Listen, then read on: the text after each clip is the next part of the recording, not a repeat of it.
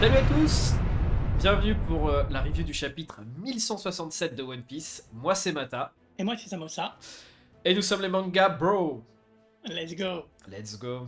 Et on commence un chapitre avec un personnage très intéressant qui est Morgans. Morgans qui fait des interviews. Qui interviewe des pirates, des civils, qui interviewe un peu tout le monde. On voit un petit pandaman. Sinon, moi, il y a un doute. Je me rappelle qu'on l'avait vu déjà poser les pieds, entre guillemets, sur Terre au niveau du mariage de Sanji à Whole Cake Island. Mais généralement, je crois qu'on l'a jamais vu, à part à Whole Cake Island, dans son dirigeable. À part si je me trompe, Mana. Est-ce qu'on l'a déjà vu sur Terre? Ouais, on l'a déjà vu. On l'a déjà vu, par exemple, au moment de la rêverie, quand Garp et Neptune arrivent à Marijoa. Pas Marijoa exactement, mais la ville qui est en dessous de Marijoa, avant de prendre les dirigeables ascenseurs. Bah, on le voit en fait. On le voit et pareil, lui, il est in love de Shirahoshi. Et du coup, c'est pas la première fois qu'on le voit sur Terre interviewer ou même faire son taf. C'est pas la première fois. À mon avis, là, on le voit vraiment à ses tout débuts. Parce que il est alone avec son petit carnet. C'est un vrai journaliste, quoi. Ok, franchement, j'aime bien, moi, le fait qu'il y ait Morgans.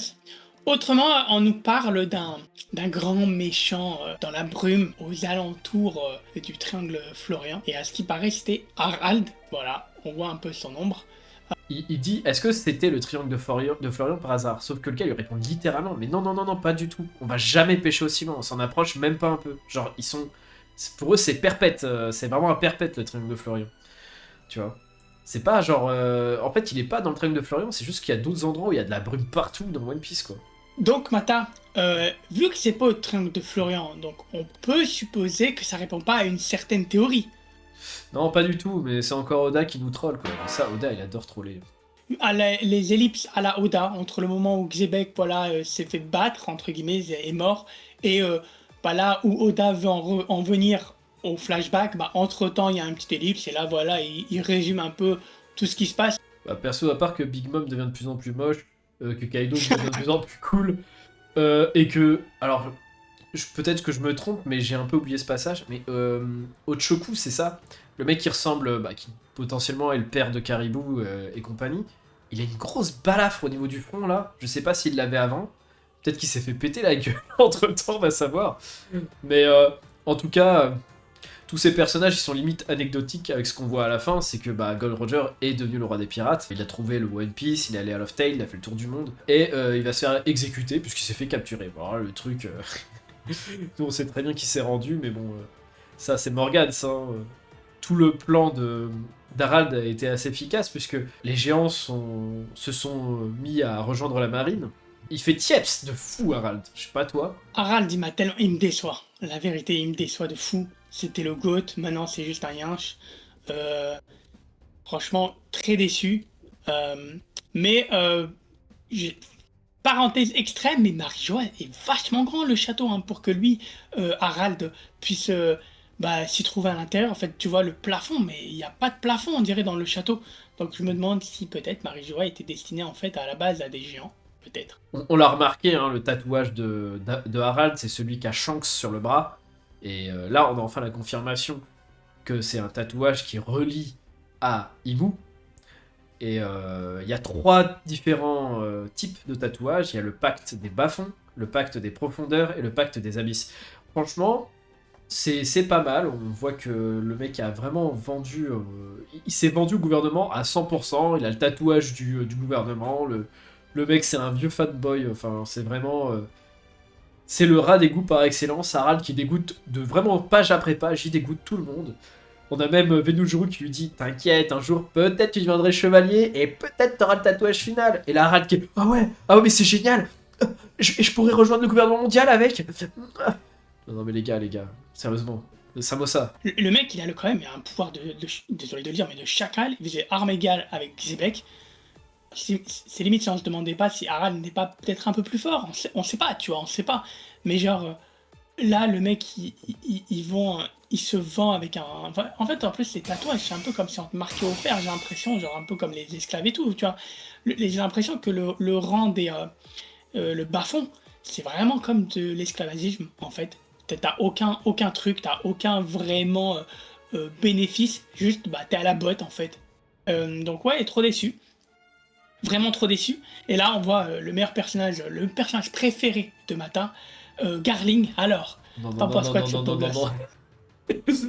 Beau gosse, en vrai, non mais vrai de vrai, ça va, il est pas à son stade ultime de tête de bizarroïdos là, avec le cara design chelou de tête de lune là. Bon, il a vraiment une coupe à chier, mais soyons honnêtes, franchement, bon, il pète pas la classe le gars. Par contre, mais une remarque de fou, c'est que là, on voit une nouvelle zone de Marijoa, sur la Terre Sainte, le temple de la chevalerie, Shanghala. Ou Shangri-La peut-être, je sais pas trop. Mais est-ce que vous avez remarqué un truc? Ouais, je vous dis ça, tout le monde a dû le remarquer ça. Mais c'est exactement l'arc du sanctuaire Ouais, des Chevaliers du Zodiaque. C'est les ouais. temples des Chevaliers du Zodiaque. Donc je vais vous dire, il y a des mecs, on est là avec le Gorosei, c'est les 13... ils sont 13 en tout, c'est ça, Chevalier Divin et Gorosei, enfin ceux qui ont la marque finale. Et que c'est tellement l'horoscope, c'est les Chevaliers d'Or. Non mais la ref est dingue, la ref est dingue. Ça c'est Oda, il nous glisse des refs, mais voilà quoi. Je pense qu'on l'a bien remarqué ça. Après, petite note, bon Harald qui fait toujours son lèche-bot, on voit un gars, je sais pas si c'est Shanks ou Shamrock sur cette page. Je sais pas toi, Samosa, tu penses que c'est qui toi? On sait pas. La vérité, on sait pas. On sait pas, mais en tout cas, on a un Garling qui, lui, par contre, sait très bien que Imu a un plan derrière la tête, puisque, bon, il le dit lui-même, qu'est-ce que sa grandeur peut bien avoir en tête? Sa grandeur, il parle pas du Gorosei, hein, c'est pas un gars, le Gorosei. Donc là, il parle bien de Imu, il se dit, mais qu'est-ce que... c'est quoi son plan? Donc, au cas où, il lui laisse un téléphone portable, un escargophone longue portée, pour aller dans le monde inférieur et tout, etc. Fais ce que tu veux, tu fais ce que tu veux, mais tu dis pas ce qui se passe chez nous. Il y a des infos top secrètes sur la Terre Sainte. Et donc là, petite ellipse encore une fois, et on voit Neptune et Harald, qui, à ma grande surprise, en fait, sont potes. Un peu les grands dirigeants, j'ai l'impression qu'il y en a qui sont ennemis, il y en a qui sont potes. C'est toujours cool de voir ce genre d'interaction et de relation. Et justement, ils tapent la discute chill vraiment entre deux darons potes. Ça pourrait être n'importe qui, même entre nous, tu vois, ça pourrait limite être une conversation entre nous, tranquillou. Et en gros, ils essaient d'un peu de se caser les enfants de l'un avec les enfants de l'autre. Globalement, Neptune essaie de caser, désolé, sa fille avec Loki. Et là, franchement, là, je peux pas, je vais te le dire, hein, je peux pas voler ton idée, Mata. Là, je respecte trop. Tu avais quelque chose à dire à propos du fameux surnom fille poilue. Oui, alors ça c'est une théorie qu'on trouve souvent sur les réseaux. Il y a des gens qui l'ont deviné depuis longtemps, mais fille poilue, quand ils disent fille poilue, ils disent Mossa Mossa. Je parle pas de Samosa, mais Mossa Mossa qui signifie être poilu, et Mossa c'est la personne avec qui Loki parle, communique. Et on voit que cette personne a des problèmes, il s'est passé des drames dans sa vie, et en fait ça correspond à ce qui s'est passé pendant la rêverie, au moment où Shirahoshi se fait capturer, plus ou moins, par un Tenryubito. Donc elle parlait de ça, et c'est marrant de l'entendre, elle, se plaindre, oh là, c'était horrible, je veux plus jamais vivre ça. Et Loki, lui, qui enchaînait depuis des années, ou des mois, je ne sais pas trop, j'ai un peu oublié, et qui est en mode, ah, je te plains. Pauvre Loki. Loki qui a potentiellement un ticket avec la fille la plus belle du monde. Hein. Donc voilà, après, on voit Soro, à chaque fois j'ai du mal, Soro, c'est ça, on dit ça comme ça, euh, avec Harald, et globalement, il parle de construire une école, etc. Ça rejoint directement là le Elbaf qu'on connaît, de Luffy Co, où on voit les débuts de l'école, les débuts de la bibliothèque, la librairie de Libou. Et donc, bon, pas grand chose à dire, si ce n'est que je suis surpris que Harald et Soro se connaissent. C'est toujours cool, encore une fois, les interactions. Et là, drame chez les Tenryubito. Il y a le fameux incident de Marie-Joase où Fisher Tiger, il libère tous les esclaves. Et là, on voit, au beau milieu de la nuit, au beau milieu de la rue, un mec, bon, on va pas se mentir, hein, il ressemble vraiment à un Figarland. Et, en fait, j'ai pas vraiment compris. Mata, tu vas sûrement m'aiguiller là-dessus, mais globalement, il y a une petite, on va dire un petit combat, mais de 2 secondes. Et là, on voit que le mec, là, on va l'appeler Figarland Boy, il cut quelque chose euh, sur Fisher Tiger. Moi, je pense que c'est son collier explosif, mais je ne suis pas sûr. Et on voit que Fisher Tiger carrément griffe la tête du mec. Et en même temps, Fisher Tiger tient un bandage dans ses mains. Donc déjà, il faut mentionner que c'était il y a 15 ans. La page d'avant où il parlait avec Neptune, c'était il y a 20 ans. Et on voyait déjà Shamrock ou Shanks, je pense que c'était Shamrock, jeune, et potentiellement... Alors là, ça nous fout le doute. Hein. Si c'était Shanks, en tout cas, faut savoir que Shanks n'a aucune blessure il y a 20 ans, et que là, il y a 15 ans, on voit que il a une blessure, puisque Fisher Tiger lui arrache un bandage au niveau des yeux, que sa plaie se réouvre, puisqu'on voit du sang qui sort de Shanks, de son œil, sur l'image. Et en effet, Samosa, il retire bien le collier explosif de Fisher Tiger, pour qu'il puisse se barrer en toute tranquillité, autant le dire. Euh, Là, ça nous fait poser la vraie question. On sait de par ce qu'il a raconté à Barbe Blanche, que la blessure qu'il a à l'œil vient de Barbe Noire. Et que justement, Barbe Noire est en fait surpuissant et qui se cache derrière l'ombre de Barbe Blanche pour éviter de montrer sa puissance et sa notoriété, puisqu'on sait que c'est le fils aussi de Xebec. À quel moment il a re-rencontré Barbe Noire? Peut-être que Barbe Noire est allé à Marijoa, ou peut-être qu'ils se sont rencontrés avant, on sait pas, ou peut-être qu'il a voulu venger son père. C'est trop de questions, trop de questions.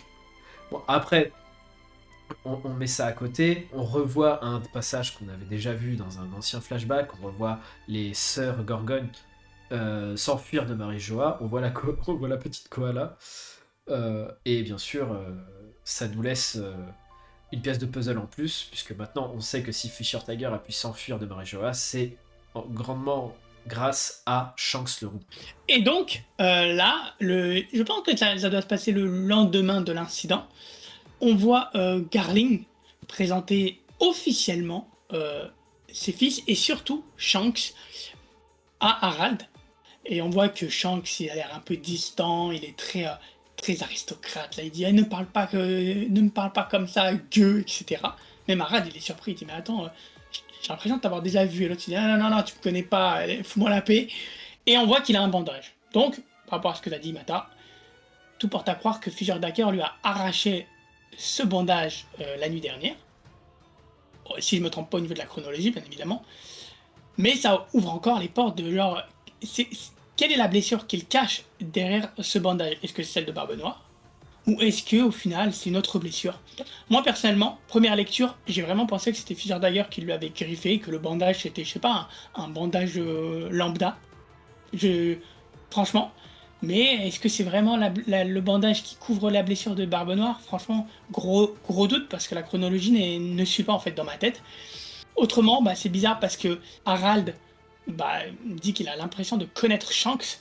Sauf que Shanks, il a un chara design un peu particulier. Il ressemble vraiment beaucoup à Shamrock, mais il ne ressemble pas à son père pour autant, tu vois. Donc, tu penses que c'est qui en fait que Harald a rencontré? Bah, je pense que c'est Shanks, mais Shanks dans le passé, c'est-à-dire Shanks de l'équipage de Gold Roger. Je pense que Gold Roger est allé à Elbaf, et peut-être qu'il a fait la rencontre de Harald. Harald n'a pas dû faire gaffe sur les gosses comme Baggy et Shanks, vraiment, mais bon, il a dû poser son œil 2 secondes. Je veux dire, des cheveux rouges, c'est pas tous les jours qu'on en voit. Je pense que c'est Shanks, mais justement, Shanks, à partir du moment où il s'est fait repérer par Harald, en mode mais attends, autant Shamrock, ouais, je me suis dit, ouais, il me rappelle quelqu'un, mais toi, vraiment, c'est toi? Bah oui, c'est la coupe de cheveux de Shanks, quoi. Et là, Shanks, directement, il s'est dit, ferme ta bouche, ferme ta bouche. Ah, arrête, je suis pas, c'est pas moi. Non, t'as vu un autre gars, je te connais pas. Non, on n'est pas pareil, toi et moi. Non. Tu vois, vraiment, là, t'as Harald, déjà, que c'est littéralement, voilà, quoi. C'est la serpillère de One Piece, mais là, à partir du moment où t'as Shanks le Roux, le gars le plus sympa de One Piece, qui te dit littéralement me parle pas. Franchement, respect Shanks le Roux, Saint Shanks, la lame divine, et son frère, lui, est Saint Shamrock, chevalier divin. Shanks, bah, il est en CDD. Shamrock, il est en CDI. Donc c'est ça la différence. On revient sur Elbaf, où là, on va retrouver Ida qui est littéralement en train de mourir. Voilà. En train de mourir. Et qui balance que des éloges sur Harald. Voilà. En disant Harald, beau gosse, Harald, j'aimerais bien l'aider. Et Harald lui-même qui essaye de forcer les anciens d'Elbaf à respecter Ida et en faire la vraie reine de Elbaf. Pendant que Ajrudin est parti. D'ailleurs, je me demande s'il n'est pas parti vers Dressrosa. Enfin, je sais pas, il le précise pas, mais il est juste parti trouver un médecin. Je me demande si c'est pas la fameuse fois où après il s'est paumé à Dressrosa. Et sinon, on voit un Loki qui essaie de ramener un espèce d'un énorme taureau là. Pour essayer de nourrir Ida en lui disant mange de la viande, t'ira mieux. Donc on voit quand même un Loki qui est attaché, qui s'inquiète pour Ida. Il le montre pas forcément d'une manière explicite, mais il le montre à sa façon. Des gens, des antagonistes avec des têtes, mais des têtes de... Bah, selon Franck, bah, on peut dire le mot, hein. Il a une tête de cul. Le gars, il a un cul à la place du menton. Il a des espèces de vieux veuches là, on dirait un poulet là qu'on a déplumé. Il est dégueulasse le gars. Ils rigolent, ils ont tous des têtes de cassos. Ils sont là à prendre l'espèce de petite fiole en disant eh, regarde, je lui ai donné ce poison. Elle va crever. On a Loki limite, mais il est gêné de fou. Il a la bouche là en smiley, pas sûr. Loki qui le déglingue, il lui pète le bras en je sais pas combien de morceaux, il le déglingue et il l'attrape par son cul quoi. Il l'attrape par son cul et il lui balance ses 4 vérités en mode ma mère, ma vraie mère, je m'en fous, c'était une grosse voilà quoi, qui m'a jeté dans le des morts par pure haine. Tu me parles de richesse, j'en ai rien à battre de tes richesses. Et si ma mère, enfin Ida, ma vraie mère meurt, t'es mort. Genre, Ida n'a pas intérêt à mourir, c'est la seule que je considère comme même. C'est un personnage, comme Xebec, c'est un personnage qu'on aime trop, on l'adore. Là, on n'a pas vu le film depuis Perpète, on s'en fout complètement, on veut juste du Loki. Loki nous raconte son histoire pendant 3 minutes, non, il nous la raconte depuis 4 heures. Là, Imu a eu le temps de décimer tout Elbaf, à la fin on verra, il y a peu plus d'arbres, et voilà, il va dire, voilà, c'est comme ça que ça se termine cette histoire. Et là, t'as Luffy qui va dire, mec, qu'est-ce qu'il y a Luffy? Mec, on est juste tous morts, hein. Ah, voilà ce qui va se passer. Bah, en fait, t'as tout résumé. Je veux juste te poser une question et ça sera personnellement, ça sera ma question finale pour clôturer cette vidéo. Hein. D'ailleurs, si les personnes qui regardent cette vidéo veulent répondre en commentaire, ça sera personnellement, c'est la question que je me pose.